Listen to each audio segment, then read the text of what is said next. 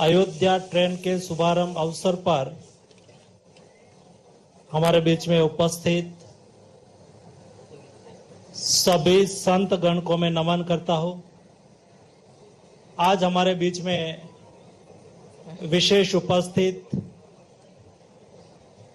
मोदी सरकार के रेलवे मंत्री आदरणीय अश्विनी जी, वर्चुअली माध्यम से हमारे साथ जुड़े हुए मध्य प्रदेश के माननीय मुख्यमंत्री श्री मोहन यादव जी, विष्णुदेव साई जी, मंच पर उपस्थित हमारे लोकसभा क्षेत्र को पार्लियामेंट में सफलतापूर्वक प्रतिनिधित्व करने वाली हमारी सांसद और भारत सरकार की मंत्री आदरणीय नीमूबेन, सभी विधायकगण, संगठन के मेरे पदाधिकारीगण, मेयर जी, उपस्थित सभी भाइयों एवं बहनों, आज मुझे खुशी है अश्विनी जी हमारे बीच में उपस्थित है। दोस्तों, मोदी जी के नेतृत्व में देश बदल रहा है, देश आगे बढ़ रहा है, नया भारत का निर्माण हो रहा है। नया भारत के निर्माण में जिस तरह से रेलवे सेक्टर में बदलाव हुआ है, मोदी जी की इच्छा के अनुसार बदलाव हुआ है। दुनिया में जाके हम ट्रेन में बैठते थे, इस तरह की वंदे भारत ट्रेन दौड़ाने वाले हमारे मंत्री अश्विनी जी हमारे बीच में उपस्थित है। सारे देश में रेलवे सेक्टर में आमूलचूल परिवर्तन हो रहा है। ट्रेन टाइम पे चल रही है, ट्रेन मॉडर्नाइज हो रही है, रेलवे स्टेशन अच्छी सुविधा वाले बन रहे हैं। जब हम यहां रेलवे स्टेशन में एंट्री कर रहे थे, हमारे सामने हमारा भावनगर का रेलवे स्टेशन कैसा होना चाहिए, ऐसा 2-3 मॉडल रखा गया था। तो अश्विनी जी ने कहा, जब नीमू बहन ने बताया कि उसमें से हमें कैसा, कौन सा और कैसा भावनगर रेलवे स्टेशन बनाना चाहिए, तब अश्विनी जी ने कहा, आप तय करो वैसा जो भावनगर कहे वैसा। दोस्तों, बदलाव की राह है, ये परिवर्तन की राह है, ये विकसित भारत की राह है। जब भारत 2047 यानी कि जब देश आजादी का शताब्दी वर्ष मनाता हो, तब हमें भारत को विकसित भारत बनाना है। लेकिन विकसित भारत कब बनेगा, विकसित भारत कब दिखेगा? दोस्तों, आज इंफ्रास्ट्रक्चर सेक्टर में बदलाव हो रहा है, विकसित भारत का राह हमें दिखाई दे रहा है। रेलवे सेक्टर में बदलाव हो रहा है। अश्विनी जी रास्ते में मुझे बता रहे थे, जो काम रेलवे में करने में पहले 10-12 साल लगता था, यहां नहीं, डेवलप्ड कंट्री में, वो आज हम 2-3 साल में पूरा कर रहे हैं। हमारी ताकत है।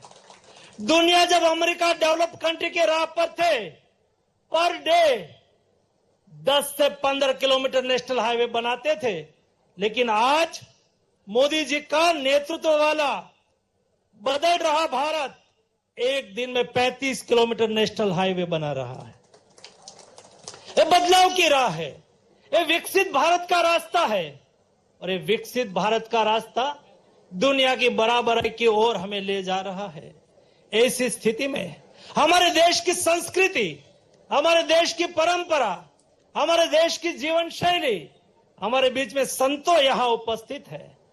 ये सौराष्ट्र की भूमि संतों महंतों की तपश्चर्या की भूमि है, और अयोध्या जाना, राम लल्ला का दर्शन करना हमारे लिए सद्भाग्य माना जाता है। अश्विनी जी, मैं आप भावनगर की जनता की ओर से आपको अभिनंदन करता हूं, क्योंकि आपने मेरे क्षेत्र की जनता को राम लल्ला के दर्शन के लिए कनेक्ट करने की रेलवे के द्वारा व्यवस्था उपलब्ध कराई है। यही हमारी संस्कृति है, यही हमारा संस्कार है। गंगा जी का शरणामत लेना हमारे लिए सद्भाग्य होता है।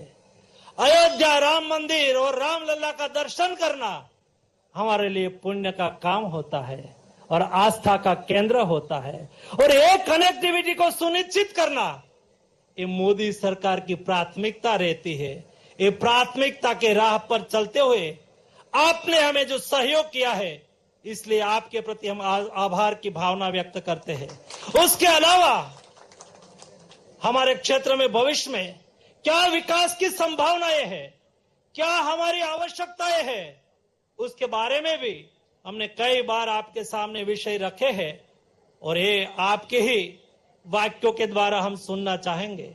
आप सब इतनी बड़ी संख्या में उपस्थित रहे हैं, आप सबको अभिनंदन करता हूं। अश्विनी भाई का भावनगर में स्वागत भी करता हूं, अभिनंदन भी करता हूं। और दोस्तों, एक दूसरी बात बताना चाहता हूं। जब हम अश्विनी भाई के पास नीमू बहन गई थी अश्विनी भाई को आमंत्रण देने के लिए, लेकिन हमारी पुरानी दोस्ती होने के नाते बार बार अश्विनी जी मुझे कहते थे कि 8 जनरेशन पहले, 8 पीढ़ी पहले हम भी भावनगर से राजस्थान गए थे। मेरा रिश्ता भावनगर के साथ है। हमारा पूर्वज भावनगर के थे। तो मैंने कहा कि आप वर्चुअली नहीं, आप प्रत्यक्ष आके आपके पूर्वज ने जिस धरती पर जन्म लिया था, यही धरती का नमन करने के लिए आप ही आ जाइए और एक पुण्य का काम के साथ आप जुड़ने के लिए हम आपको बुलाते हैं। आपने ही भावनगर से अयोध्या के लिए ट्रेन दी है, तो उसका फ्लैग ऑफ भी हो जाए और आपकी पूर्वज की धरती को नमन करने का अवसर भी मिले। ये दो बात को स्वीकारते हुए आप भावनगर आए हैं। तहे दिल से हम भावनगर वासियों की ओर से आपका स्वागत करते हैं, अभिनंदन करते हैं। धन्यवाद। आपके प्रेरणादायी संबोधन के लिए बहुत बहुत धन्यवाद माननीय मंत्री जी आपका। और अब मध्य प्रदेश के मुख्यमंत्री डॉक्टर मोहन यादव जी से अनुरोध है कि वे इस अवसर पर अपने विचार रखें।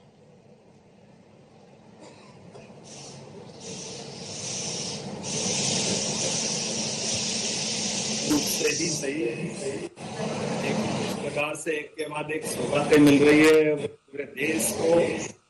मैं आज के इस कार्यक्रम में यशस्वी प्रधानमंत्री श्रीमान नरेंद्र मोदी जी के माध्यम से रेल मंत्रालय, हमारे माननीय रेल मंत्री अश्विनी वैष्णव जी के अथक परिश्रम और पुरुषार्थ से जो नया दौर का नया भारत, नई पहचान बना रहा, मैं बधाई देना चाहता हूं। इसी कार्यक्रम में हमारे एक और मंत्री माननीय मनसुख मांडविया जी, जो श्रम, युवा और रोजगार मंत्री भी हैं, आपका भी अभिनंदन करता हूं। आपकी भी काम के मामले में एक अलग ही पहचान है। माननीय मुख्यमंत्री गुजरात श्रीमान भूपेंद्र भाई पटेल, जिनके नेतृत्व में गुजरात एक नई अपनी पहचान गढ़ने में लगा है।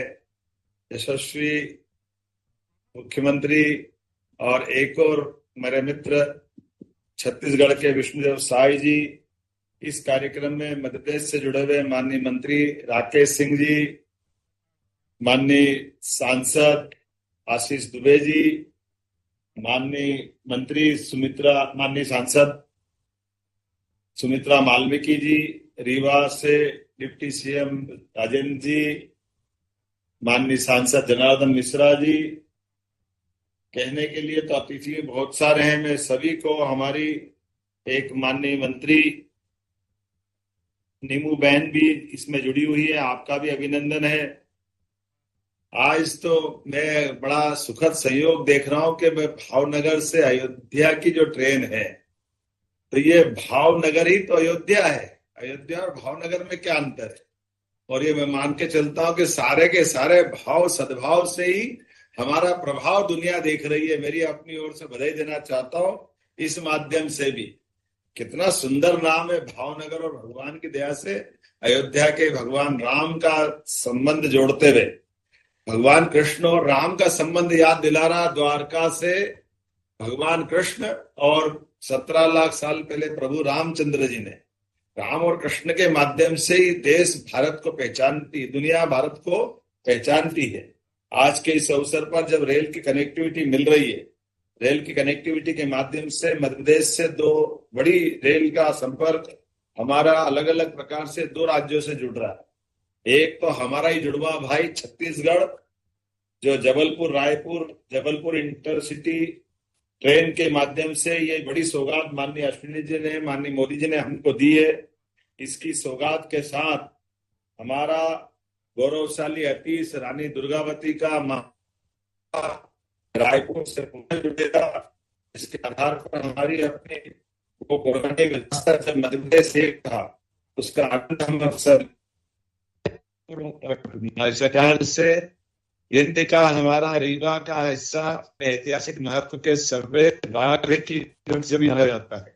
व्हाइट टाइगर सफारी, चिड़ियाघर सहित सभी प्रकार के लिए कई प्रसिद्ध शक्तिपीठ मां शारदा देवी मंदिर आने जाने के लिए प्रभु रामचंद्र ने 11 चित्रकूट जो गुजारे, ऐसे सभी रास्तों में ये रेल अपना एक अलग आभा मंडल बिखेरेगी और हमारा संबंध बढ़ाएगी।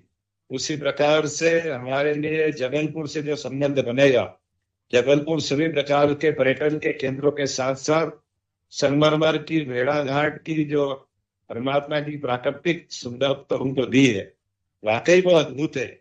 और जबलपुर तो कई कारण से बहुत महत्व का ऐतिहासिक नगर है।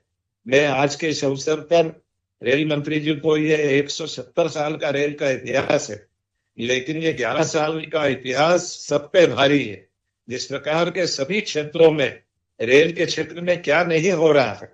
रेल ने हमारे प्रदेश में 100% विद्युतीकरण तो किया है, लेकिन मेट्रो की ट्रेन, वंदे मेट्रो की ट्रेन, वंदे भारत की ट्रेन, रोज कनेक्टिविटी, और कई इतनी बड़ी जैसे इंदौर, नंदगांव 18,500 की पूरे क्षेत्र में रोज नई रेल लाइन बिछाना हो, आगे की तैयारी क्षेत्रों में जो हम अपना प्रस्ताव देते हैं, हम घर वापस नहीं आते, पहले मंजूरी के पत्र हमारे पास आ जाते हैं।